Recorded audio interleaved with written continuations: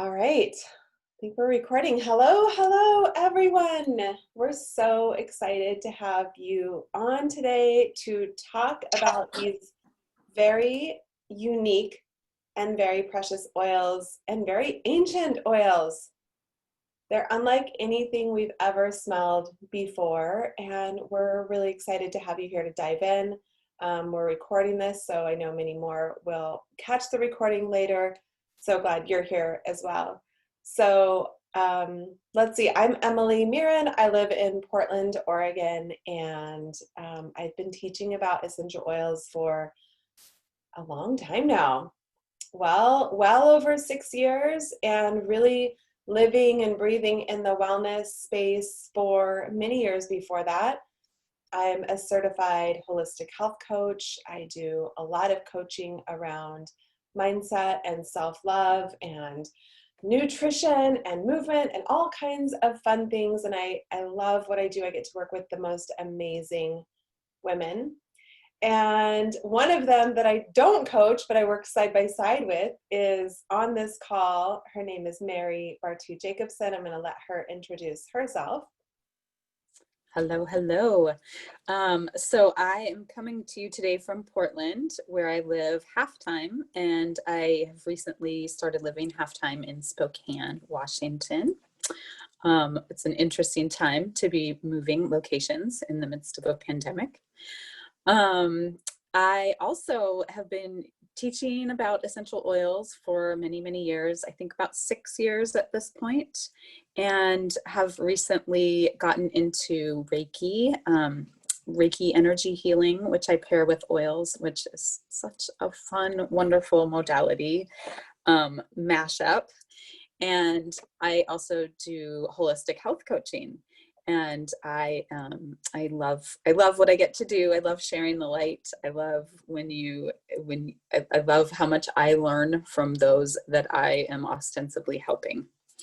So really happy to be here and teaching and about these cool oils. Let's do it. All right, let's dive in. I'm going to start the screen share, and that's going to pop up our PowerPoint. If you have any questions during the class, please feel free to pop them in the chat. Sometimes we see them during the chat. Sometimes we go over them at the end of the chat, but we'll make sure that we respond to everything. We have a lot of information. You're welcome to screenshot any of these slides.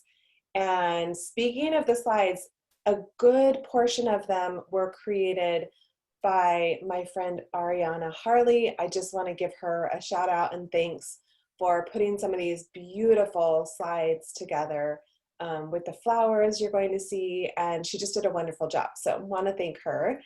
And yeah, let's get going.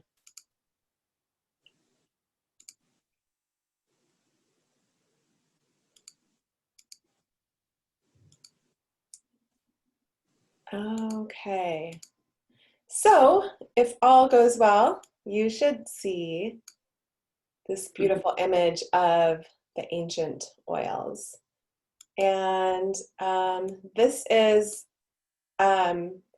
such a, I just love this image, and this is one of the ones that Ariana found.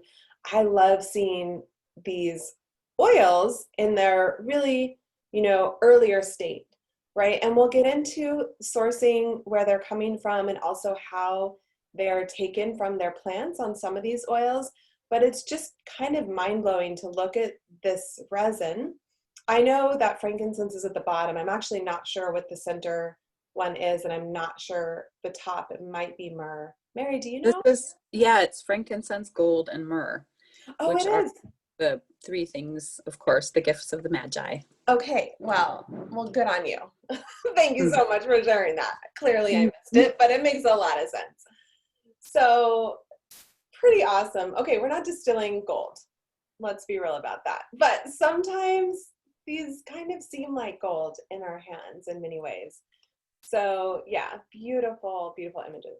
Okay, so the doTERRA Ancient Oils collection is inspired by the contours, the cultures, and peoples of the distant past. The collection comes in a beautifully designed wooden box. I have mine here, my lid's over there. And it includes 6 essential oils used by the most important people in the world as for their health benefits and to improve well-being in ancient times. So these are all certified, pure, therapeutic grade essential oils. That's really important to us when we're thinking about how we're using these, how they're going to function and work, how our body will respond to them. And of course, they're myrrh, frankincense, galbanum, hyssop, cistus, and common myrtle. I'm going to kick off with frankincense, and then Mary and I are just going to go back and forth until you'll hear from both of us on this. So doTERRA interestingly sources 4 different species of frankincense. That's one of the things that makes doTERRA's frankincense actually really unique. And the Carteri, possibly pronounced, and the Freriana are sourced from Somaliland. The Sakra is sourced from Oman, and the Papyrifera is sourced from Ethiopia. So what is really interesting about putting these 4 species together is that they all have really significant therapeutic properties on their own, but when you put them together, we actually have a much more complex essential oil that has really greater and wider benefits for our bodies and our minds, which is really pretty awesome that they've done it this way. So frankincense is calming and powerful, uplifting, it's immune supporting. And all of these properties are, we love these properties today, but they were also used in antiquity and historically, and for a wide range of therapeutic practices dating back 2,500 years. So thousands of years, right? Pretty amazing when you can kind of put it in a historical frame. So even today, scientists are really just learning how to fully understand the uses of frankincense. So we know it supports our respiratory system, it's really clearing and opening, it supports healthy cellular response in our bodies. We need that these days, especially more so, arguably more so than ever before. Supports a healthy mood. Gosh, we need that so much now as well. And it supports optimism. It's wonderful in skincare, burns, anti-aging, wrinkles, anything, beautifying. Frankincense is one of the oils we go to most. Supports healthy inflammatory response, which really just is code for it's an anti-inflammatory. So it's the king of the oils. It was sought after by kings and queens and rulers, people of high positions. Frankincense is symbolic to Christ's royal birth, which is really interesting. And Mary's going to share about myrrh. Myrrh was actually symbolic to his mortality. So we've got kind of both ends of the life spectrum here. So it was highly prized by civilizations, including the Egyptians, Syrians, Persians, Macedonians, and it's most famously known as a gift, right, to the baby Jesus from the Magi, who may have actually traveled for multiple years, possibly, on the journey to his birth, right? So interestingly, I love history. I have a degree in art history, so I'm just loving all this history that we're finding with these oils. So the Phoenicians would actually purchase boatloads of frankincense, of resins, right? So they used them for perfumes and incense and salves that they would make for healing purposes. And also the Greeks and the Romans imported them heavily and used them in their traditional medicines. Interestingly, the supply chain that frankincense and also myrrh moved along is the oldest supply chain in the world. And it's a 2,000-mile trade route dating back to 500 BC. That is a long time ago. So interestingly, if you're up in an airplane today, you can actually look down and you can still see that trade route that the camels walked on. And sometimes they would travel for up to a couple of months getting from place to place. So how cool is that when you put that into perspective of, today versus back then? So one of the other things I wanted to add about frankincense was that it's worth noting that when doTERRA started sourcing frankincense about a little over 10 years, 10, 12 years ago, they entered this region where they had nothing, in this area of Oman and Somalia, and they didn't have access to a lot of clean water or schools, clinics, hospitals. So doTERRA in the past dozen years has actually built up schools where both boys and girls get to attend, which is pretty amazing. Hard for us to imagine that everybody doesn't have the same access that we do today where we live. They've also built areas where women can gather the frankincense tears in a safe place with washing bathrooms and running waters.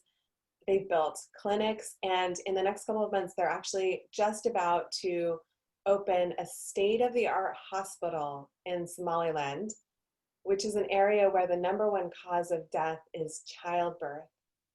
So let that hit home for you that they are opening up this hospital to really get in there and be able to provide for the needs of these communities. So this is another good one to screenshot if you'd like. And, there are so many uses for frankincense. One of my favorite for many years now has been to take my little bottle of frankincense, usually a 15 ml bottle, and add a drop under my tongue. In the morning, I have it actually sitting on a little tray on my, right in my bathroom mirror. So I see it every morning, and I try to remember to do it morning and night. It's really great for mental acuity and mental clarity. Also the brain stem, the back of your head here, it has a unique ability to penetrate the blood-brain barrier. So that is really going to help support our brain cells and improve mental function and acuity. It's also really great because it's so powerfully anti-inflammatory. It's really great added to fractionated coconut oil or lotion. You can rub it down your spine, on painful legs, muscles. It's probably the most versatile oil we have, and also why it was used so long ago in antiquity, and then why scientists today are still intrigued by frankincense. So how fun is that? Lots of good little information tips on frankincense, and let's go to myrrh.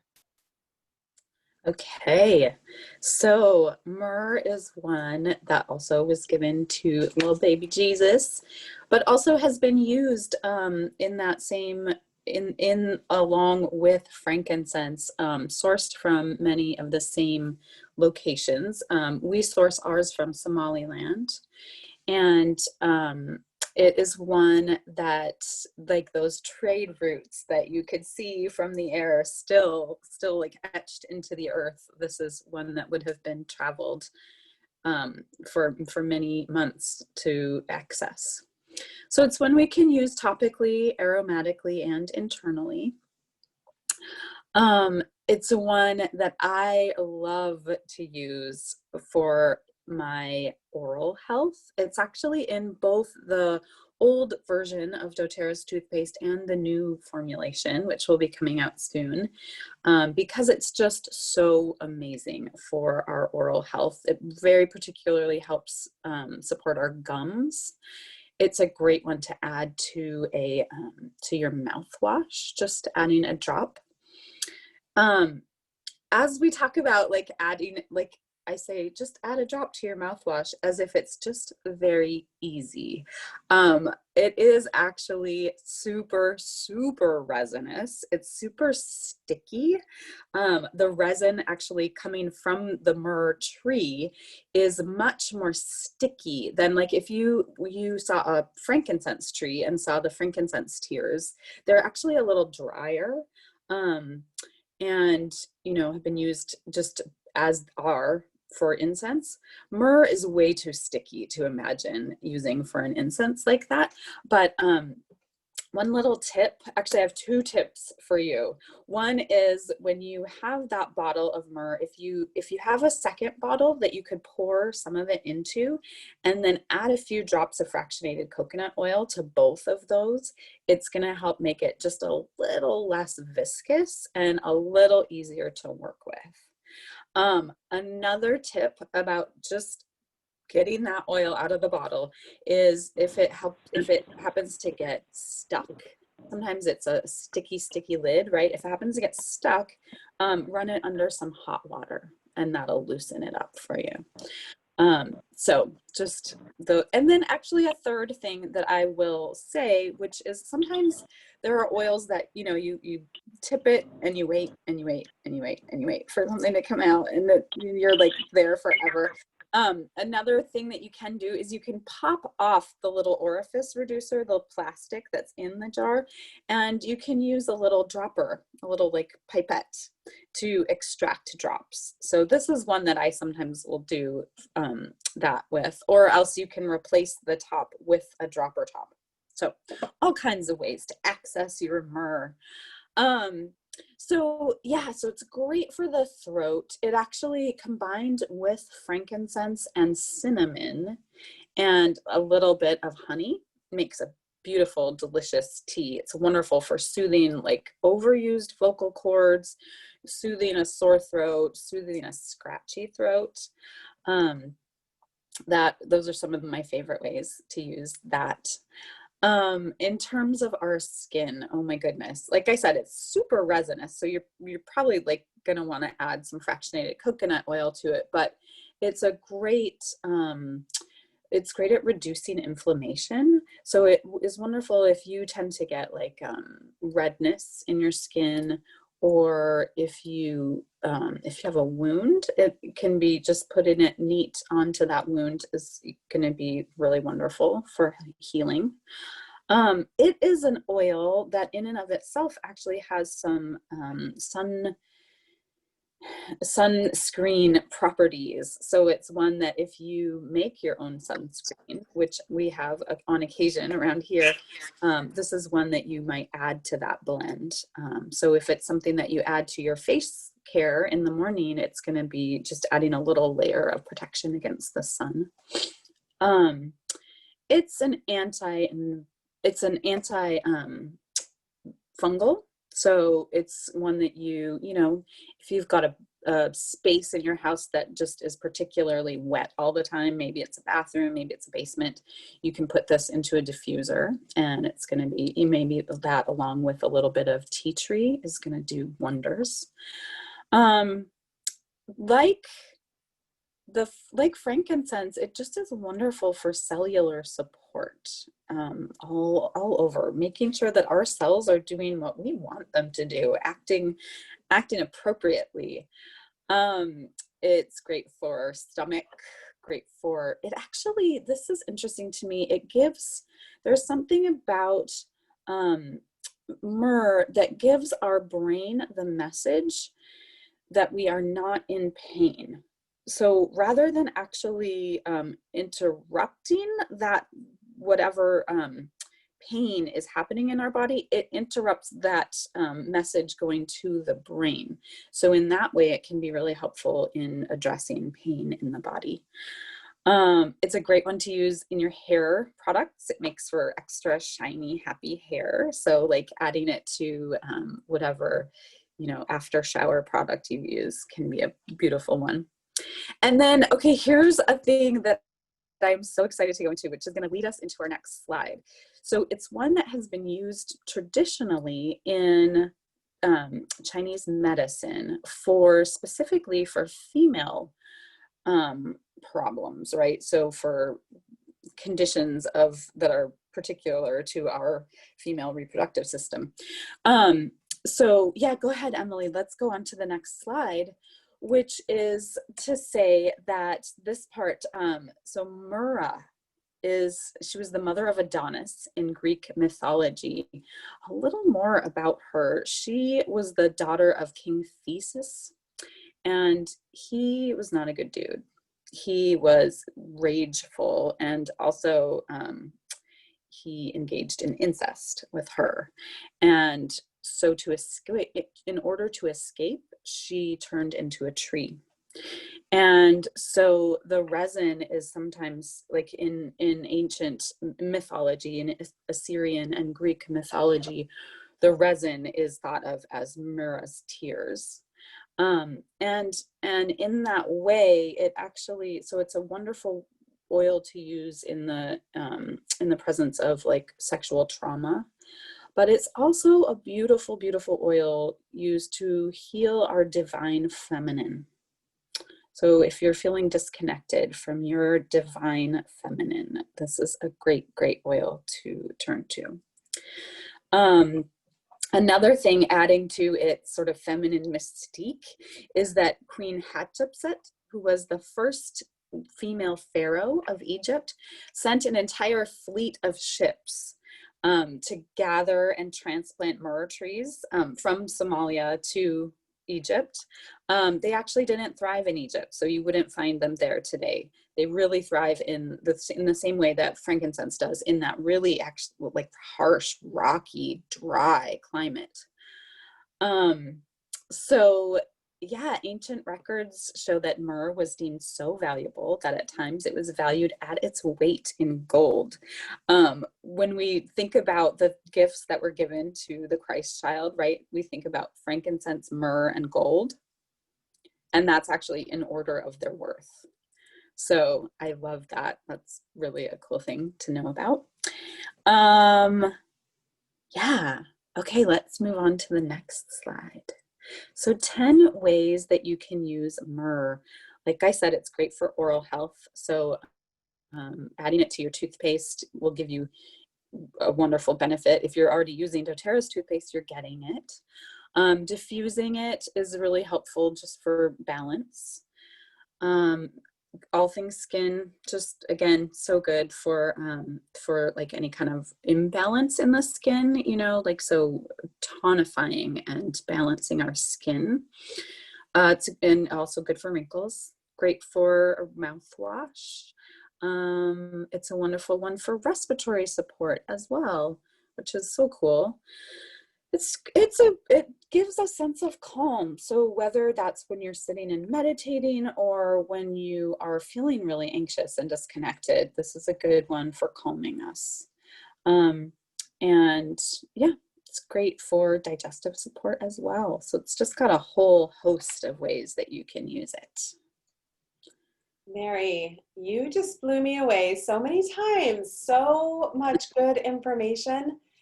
And so many great uses for myrrh that I didn't even realize. Mm-hmm. So, yep. yeah. Oh, it's so good. And I put it on my third eye while I was just listening to you. Mm-hmm. It just felt really right. And oh, what a really beautiful, I'm so happy to have this again. Because I had a bottle of myrrh that completely, you know, like you were mentioning, it got all hard and I could not get it open, and I didn't know the warm water trick. And so I think eventually I just must have tossed it out. So I haven't had myrrh for a while.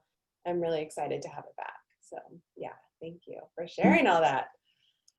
Okay, let's see. Oh, yeah. Do you want to read through these before I get into Galbanum? Yep.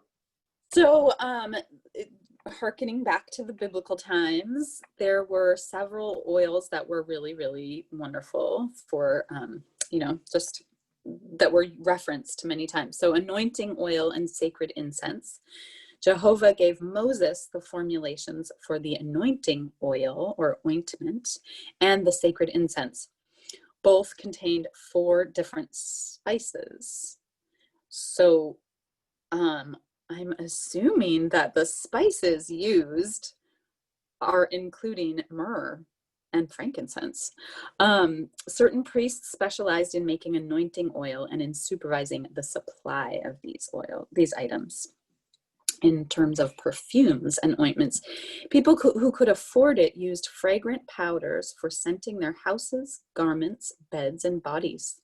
Lazarus's sister Mary poured out very expensive perfumed oil, genuine nard, on Jesus's hair and feet. The small jar of genuine nard cost up to a year's wages. So myrrh was also used in preparation of bodies for burial. Nicodemus supplied a mixture of myrrh and aloes for making Jesus's body ready for burial. And some of Jesus's disciples prepared spices and perfumed oils and took them to the tomb. And in terms of seasoning, Israelites likely also used spices or condiments to enrich the flavor of fish and meat dishes. Other spices were used to fortify wine. Okay, so these are showing up in the Bible quite a lot. Oh, let's see. I'm going to page forward. And one of the precious oils in this collection is galbanum. So this is an oil that a lot of people may not have heard about, and it's actually one that doTERRA was trying to source for a long time before they got their hands on it. So you can see here that we source it from Turkey, but it actually primarily comes from Iran, which is a country we can't import from at this time.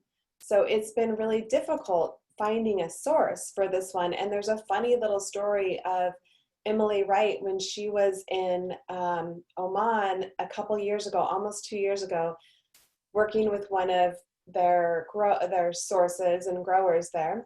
And she just happened to find a source for galbanum, which she had been searching for and asking about for a really long time. So they found someone that was growing it successfully in Turkey, and that is where doTERRA is sourcing galbanum.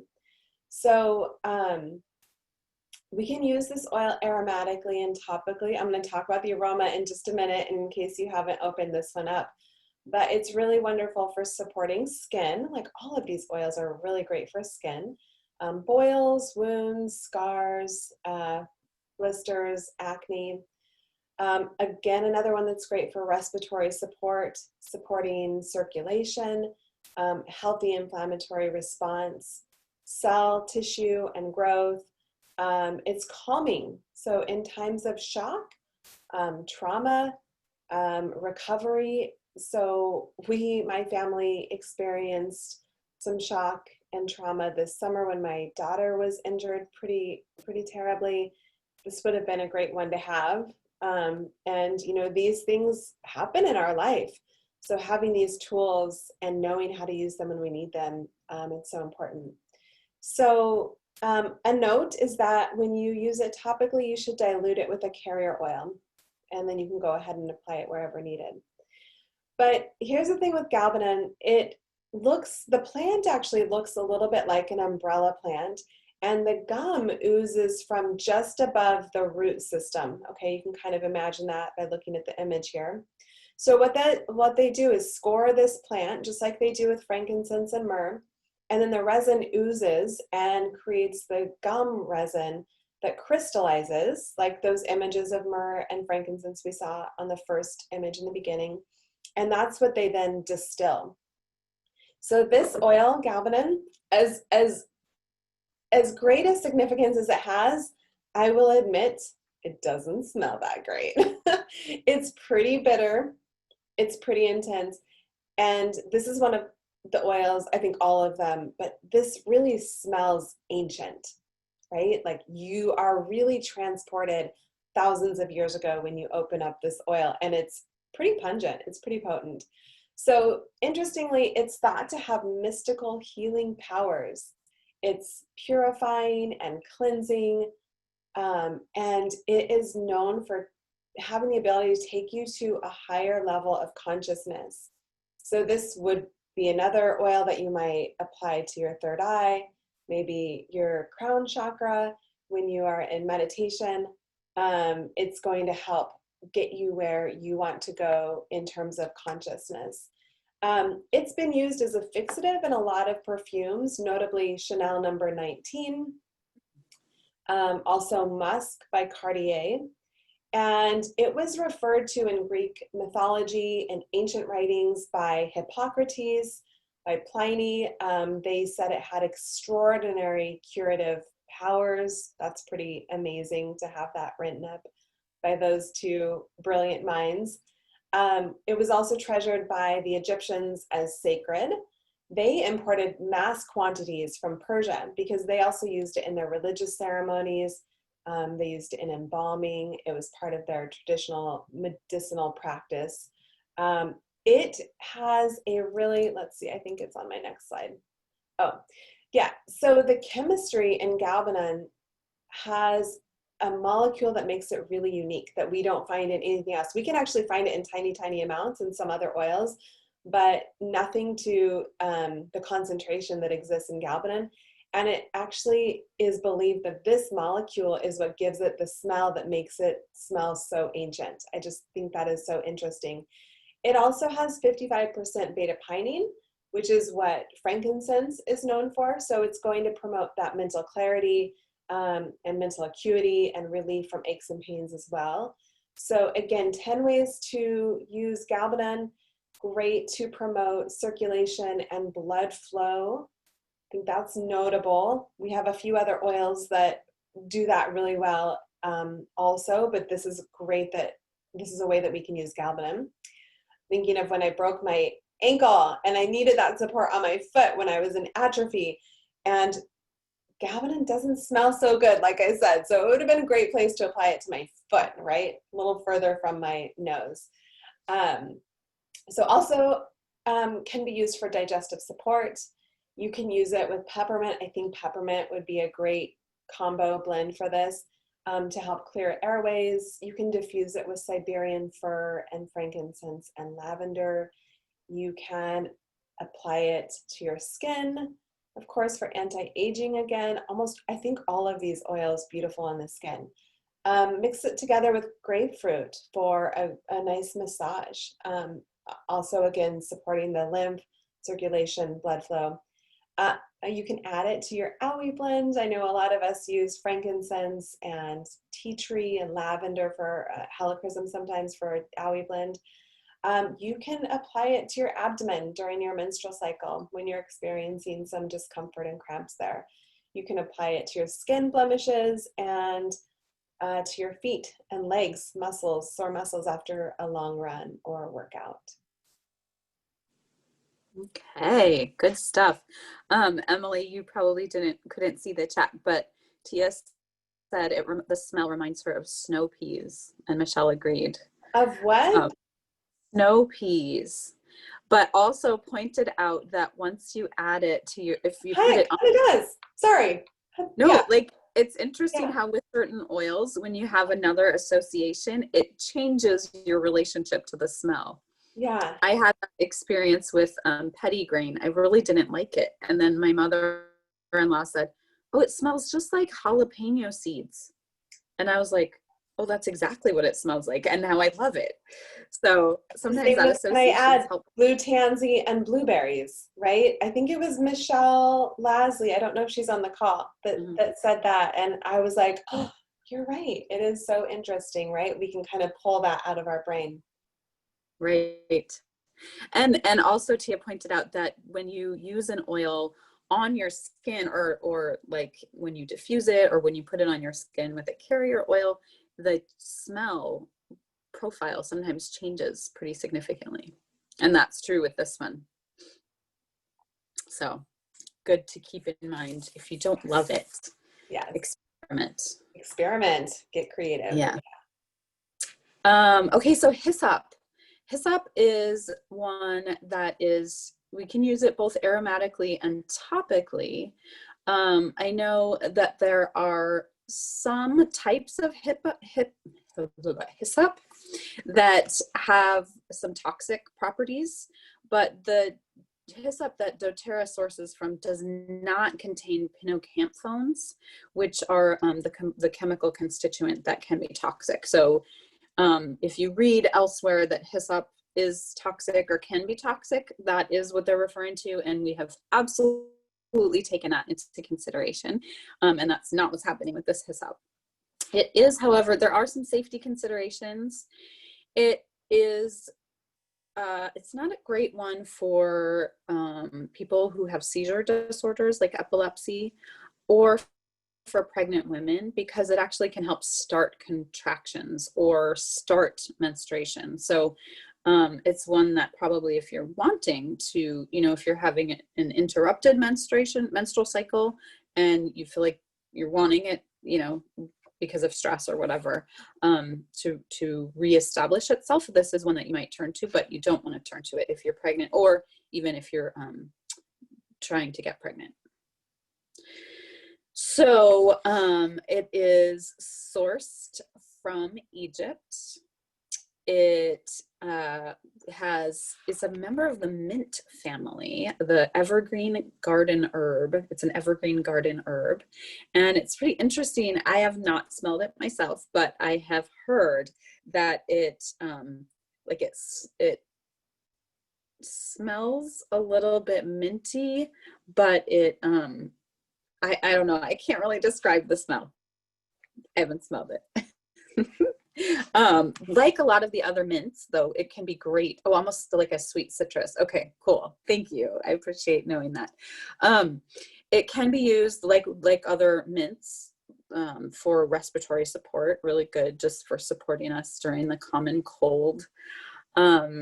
It, again, like the mints, it is so great for digestive support. Like if you're having a loss of appetite due to whatever, I know there's been some times in the past few weeks when I'm like so stressed I can't eat, so this would have been a good one to have on hand. It's great for circulation. It really helps support a proper inflammatory response. Of course, like almost any oil you can name, I would be hard pressed to name an oil that is not good for skin, but this is a good one for our skin. It's actually interesting. It helps to promote the growth of scar tissue. So sometimes, like once you have maybe had a scar for a while, you might be looking to reduce that scar tissue, but there is a time when you want actually the growth of scar tissue. So this helps to promote that. It is great for like if you're having gas or any kind of digestive upset. It's a digestive stimulant. On an energetic level, actually, it just is great for, it gets things moving, right? It's like fragrance energetics of this oil are that it helps get things moving, and it helps to increase vitality. So that's kind of the same thing so it's good in all of our systems at getting things moving. So if you're using, it's a great one for our lungs. Actually, it's great for helping to expel junk from our lungs. It's great for soothing a dry, raspy cough, just moving things through as a digestive stimulant, right? It helps kind of get that system moving again if it's stopped or stalled. Again, the movement, it's great for stuck muscles, if they've gotten kind of stuck and bunched and tight. Great for joints, getting movement back into the joints. It is actually, if one has low blood pressure, which you might know about yourself, and it can leave you feeling kind of sluggish, this can help actually raise the blood pressure a little bit. It's not one, if you have high blood pressure, that will be unhealthy. It's not going to raise your blood pressure to a level that's unhealthy. Even if you already have high blood pressure, it's not going to affect that. But if you do have low blood pressure, it can help kind of stimulate that. And what else? It's great for mucosal integrity of the lungs, the digestive tract, and the urinary tract. Oh yeah, and here on the slide, it's telling us it's great for increasing our alertness, our visual clarity, and helps improve our concentration and focus. I think that this is a cool thing. It attracts, like as it's growing here, this beautiful purple flower, it attracts bees, butterflies, and hummingbirds, but it repels pests and parasites, which is pretty magical. And on an energetic level, it can do that as well. So when you think about people who are sort of energetic parasites, or actually if you have literal parasites, it can be helpful in that as well. Yeah. So purification is the last thing it says on here. And let's have that take us into the next slide, which is a little bit about the history of hyssop, which, so it was a derivative of Hyssop, which is a Hebrew name meaning holy herb. And it was mentioned many, many times, 10 times in the Old Testament and 2 times in the New Testament. But one of the things that I wanted to say about it is that historically it was strewn onto floors to purify the air, and also used historically for cleaning sacred spaces.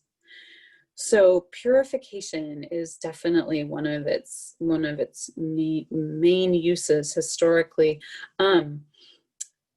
It's a really like high vibration oil. So it's one that could definitely be diffused for purification of our physical spaces, purification of our mental space if we have gotten into some dark ways of thinking or stuck ways of thinking, and also, like I said, purification of our spiritual space and kind of maybe inviting us to occupy a spiritual space. It was used as an integral part of Passover historically. It was mentioned at the crucifixion of Jesus.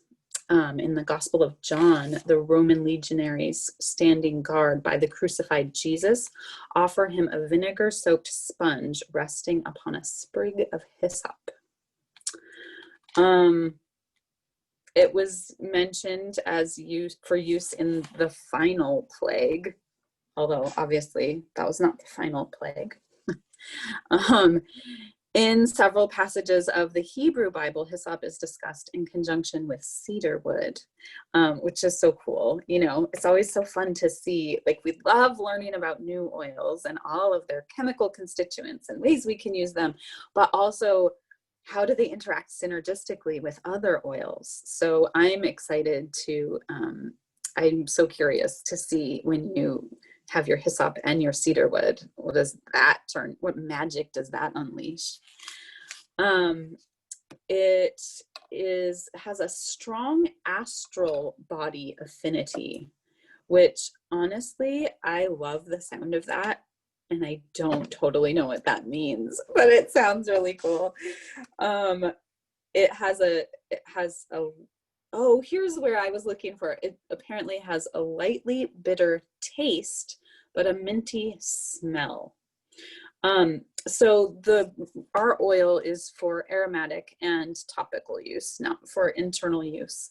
But I imagine the plant must have a little bit of a bitter taste when it's used in Passover. So using this hyssop, apply it to your abdomen just topically to soothe stomach discomfort. It can be used to support a healthy liver and gallbladder. Again, with the skin, add a few drops to your moisturizer to reduce the appearance of skin imperfections. Diffuse it throughout your home or your sacred spaces in particular to help purify and freshen the air. I bet it's amazing with bergamot and clary sage. Add a few drops to lotion and rub it on the chest if congested. Or you could also just inhale it directly from your hands to help relieve congestion. You could add a drop with honey to tea. Oh, see, this is interesting. So I'm a little, like, I've heard various things about whether we can use it for internal consumption. So here it's advocating that we put it in honey with tea to soothe a sore throat. I think that what I've heard is that it's one of those where, because of FDA regulations and maybe associations with the toxicity of hyssop, we had a really hard time getting it labeled safe for internal consumption. So I guess I'm not advocating that, but I'm also just saying take that in under advisement. You can apply it to areas of concern to promote circulation and blood flow, and it's great for irritated skin. And I think that's what I've got about it. Yeah.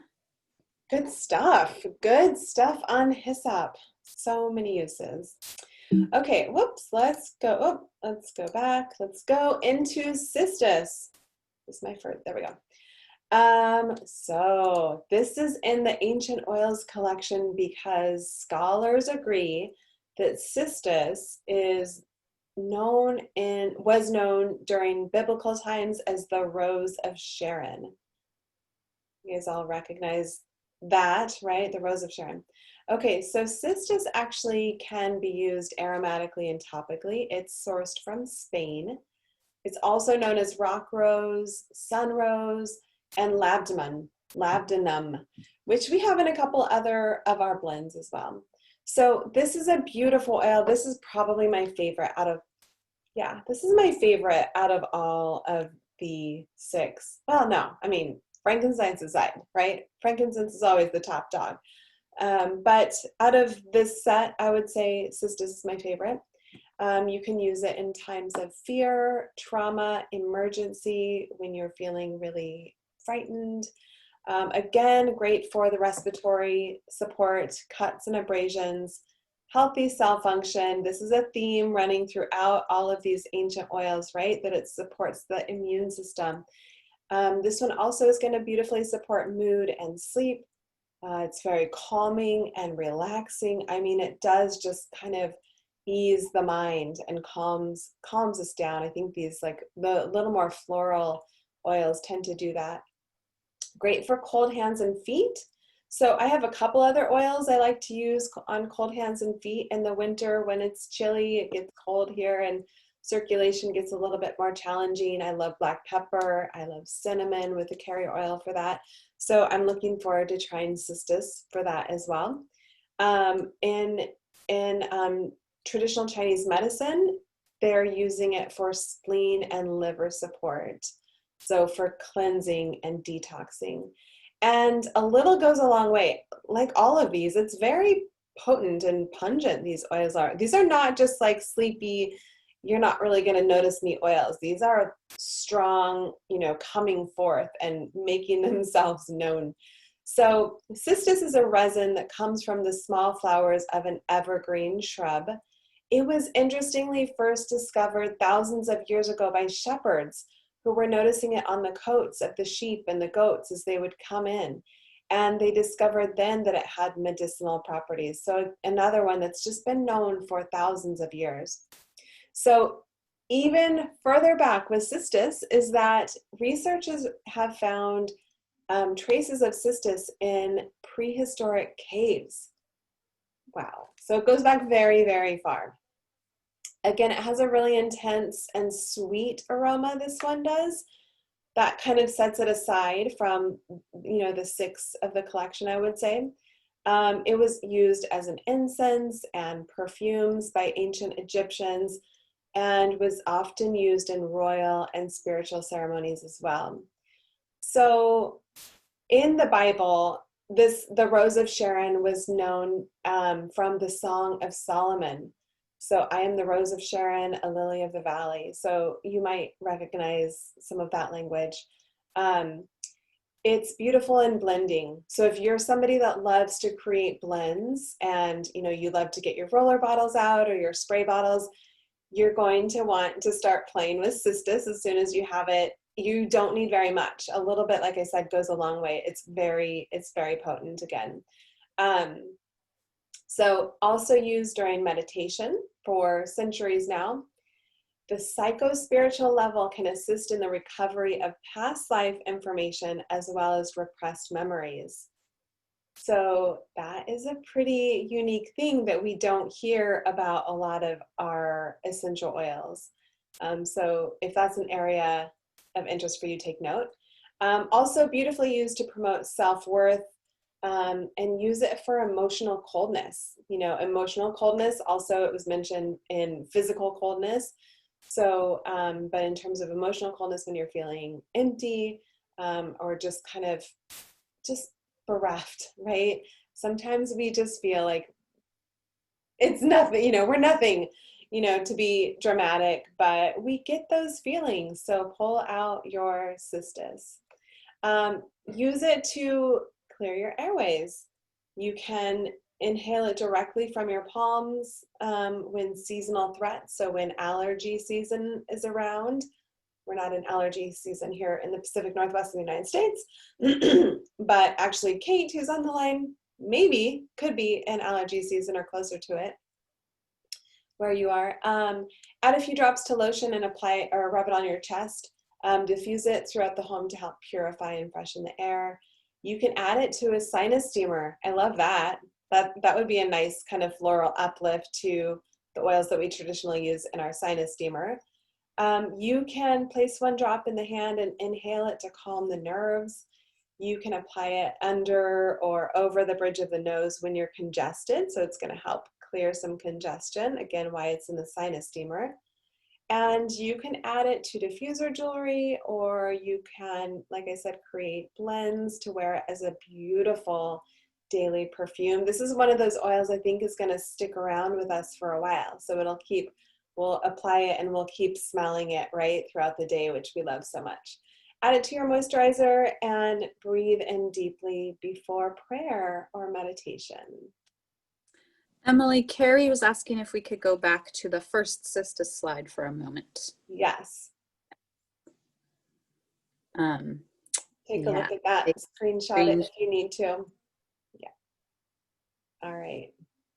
If that wasn't long enough, Carrie, let us know.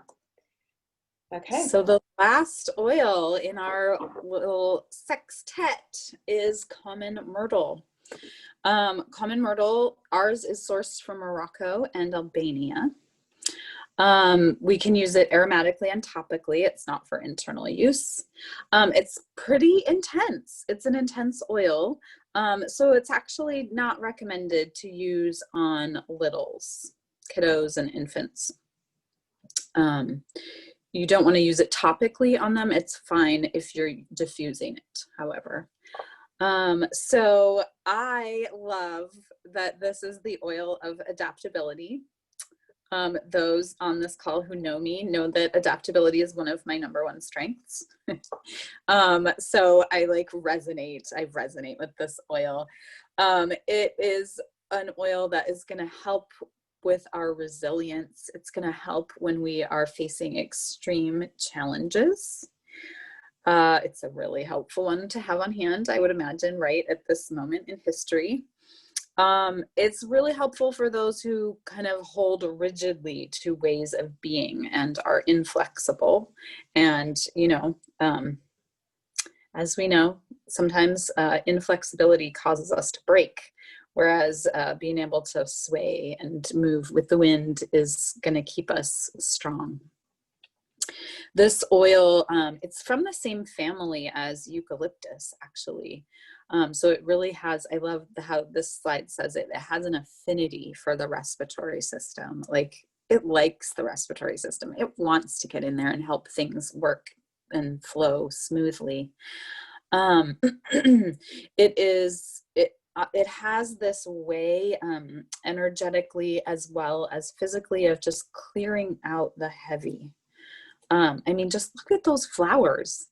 Like, there's nothing heavy about those flowers. That is like pure joy right there. So it's a great one to use if you're feeling stuck, if you're feeling a fatigue and exhaustion. This is gonna just kind of, it's like they're like little fireworks. It's great for urinary tract health. It's one that I imagine you could rub topically, like above your abdomen. It tonifies the skin so that it's really good for our skin health. It's actually especially good for if you have like kind of oozing sores, like eczema sometimes, or if you have a sore that's healing, it's going to be really good to just add into that. It's a great one for basically clarifying, cleansing, and refreshing.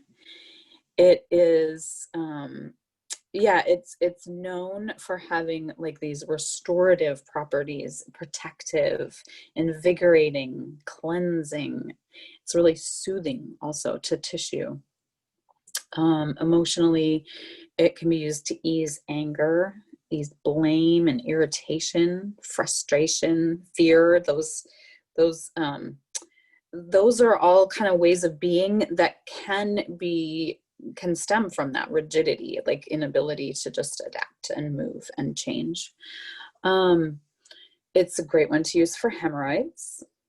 I'm assuming you would want to use it with a carrier oil if it's too intense to use on littles.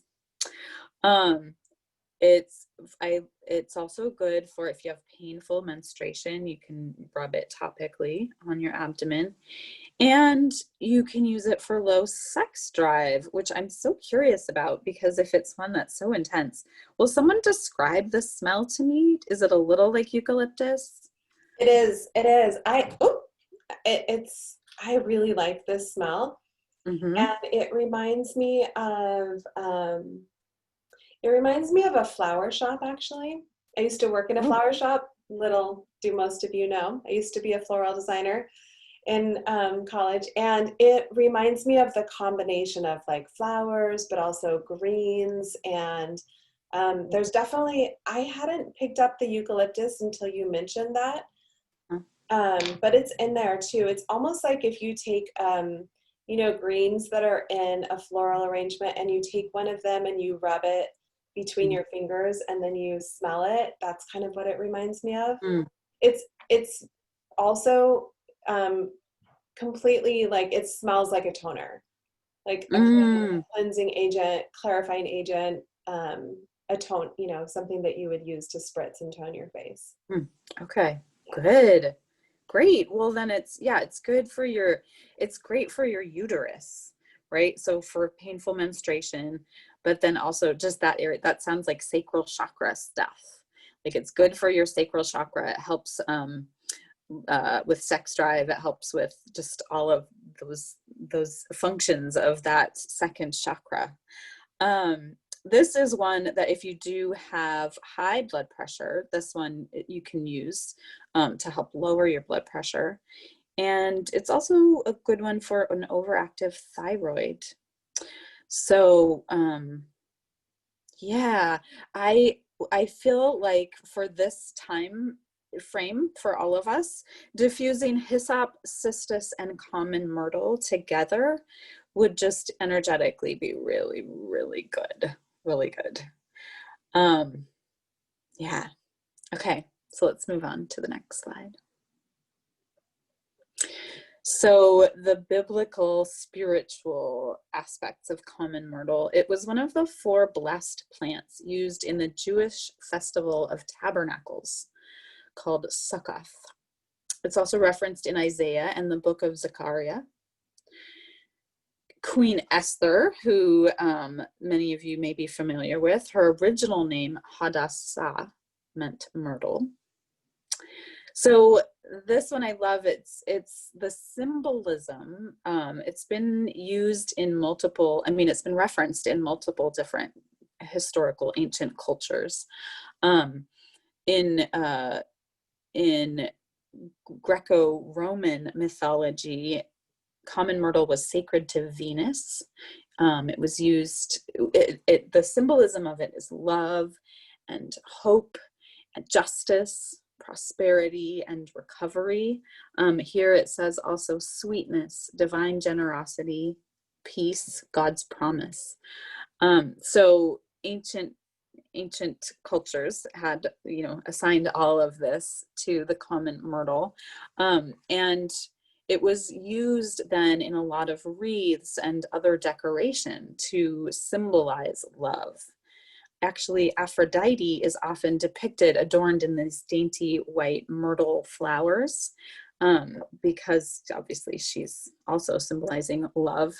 And then, like, coming down through history during the Renaissance, having common myrtle came to symbolize particularly everlasting love, and so it was a component in bridal bouquets. It also has a connection with, so I'm going to think like symmetry, synergy with cypress, cedar, acacia, olive, dates, and willow, which are all things that are, ancient, like found in the Bible and found in ancient cultures. It's a good one to use to promote feelings of self-worth, to encourage verbal expression, and to bring knowledge and understanding. So I would just say, if you're wanting to use them in those ways, for feelings of self-worth, I would apply that to your solar plexus chakra, like a little bit above your belly button. For verbal expression, I would apply to the throat. And to bring knowledge and understanding, I would apply to the third eye. So 10 ways to use common myrtle. I love that we just have to keep saying common myrtle. She just doesn't seem very common. I feel like she's very extraordinary. Inhale directly from your cupped hands. You can diffuse it along with clary sage and lavender to create a peaceful environment. If you add a few drops to your moisturizer, you'll help reduce the appearance of skin imperfections. Oh yeah, and I didn't say this, for an overactive thyroid. This helps, so particularly for an overactive thyroid, this is going to be helpful. You can add a few drops to lotion and put it on your chest when you're feeling congested. Adding a little to an Epsom salt bath would be just, I mean, like helping to clear out the heavy, right? Mix it with a carrier oil for an invigorating massage.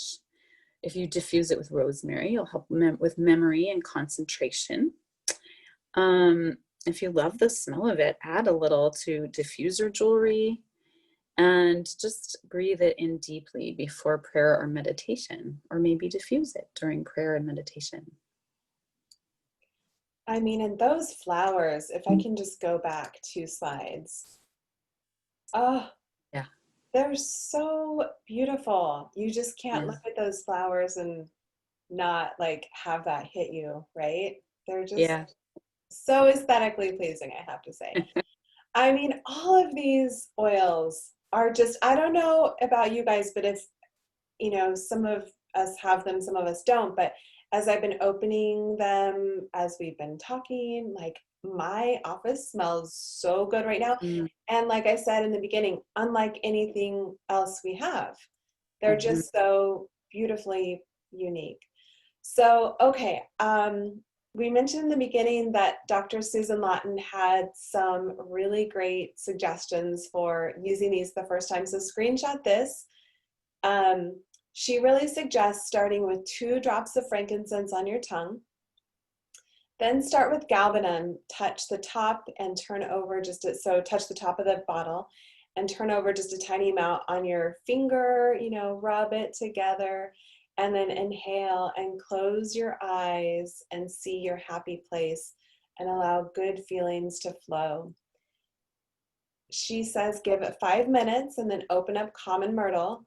Inhale that from the bottle and then touch the ring finger of your right hand, a tiny amount, and rub together with thumb and inhale, and then apply to sternum. Inhaling deeply and focus on expanding your happy place. So this is like a meditation, right, that she's walking us through. After another 5 minutes, open Cistus and add a tiny drop to palm of right hand and apply to the left shoulder while declaring that feeling good about me is most important and focusing on whatever makes you feel good all over right then is the top priority. Next, open Hyssop and declare what your next steps are to trust your higher purpose to surface without your own resistance. Hyssop on the right index finger and apply over your heart to summon age-old courage to accept your own goodness and your connectedness to the center of creativity. Myrrh, then go to Myrrh, 2 drops in the center of left palm and stir with index finger of right hand and focus on nice gold ball, healing ball of light all around you. So creating like a sphere, or sometimes we call it like a boundary bubble, right, around you. And just letting yourself feel closed in and protected by that gold ball. So feel the warmth expanding and accept your excitement as about your goodness. So I just loved this and I wanted to share. And especially if you are new, I mean, you can do this even with the oils once you've opened them up, but if it's your first time, I think this is a great way to experience them. Okay, yeah, Mary, you want to go? Sure. So this is just like the briefest of Recap. recaps, right? I feel like each one of them does so much more, but this is a great one to take a little screenshot of. Maybe you want to use it to let other people in on the secrets of these ancient oils. Yeah, I think Yeah. that. Yeah, I think that's it. I mean, I almost like, I want to go back. I'm almost sad to close the book on these ancient oils. This was a fun class. We are just over an hour, so I know we want to wrap it up, but I hope your appreciation for these 6 oils has grown. I hope it's just kind of imbued you with a sense of, excitement and creativity and openness to start using them, even though they're a little off the beaten path. Also know that we likely will not have access to them again. The sourcing for, a couple of them, as we said, was just nearly impossible to get. So make sure that you grab these if you haven't already. And just a reminder, Litsia actually did a video about Litsia. I posted it on my Instagram last night about how to use it for manifesting. So if you're interested in checking that out, Litsia is the power of manifestation.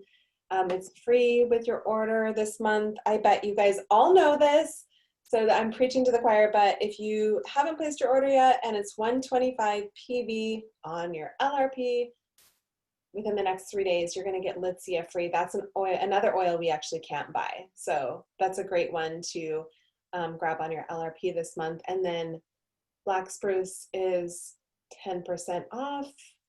And then, Mary, you can. Oh yeah. I want to just briefly respond by saying there was a question about if this was recorded or not, and it was recorded. And Emily, where will it be available? Yeah, I did record it and I haven't thought past that, but I'll probably send it out via email or put it up on my YouTube. And if you don't have access to those 2 things, then just reach out to me or Mary and we'll make sure that we can get it to you. Yeah. So available on the 16th. So just after you've, made sure to get your Litsia, there's this Cali blend that comes with a scarf that has diffuser lava beads just incorporated right in. It would probably make a great gift. It's available on the 16th. It's got this amazing blend of wild orange, amorous, ylang ylang, and vetiver, along with jasmine, rose, tuberose, absolutes, and red champaka concrete, which I don't even know what that is.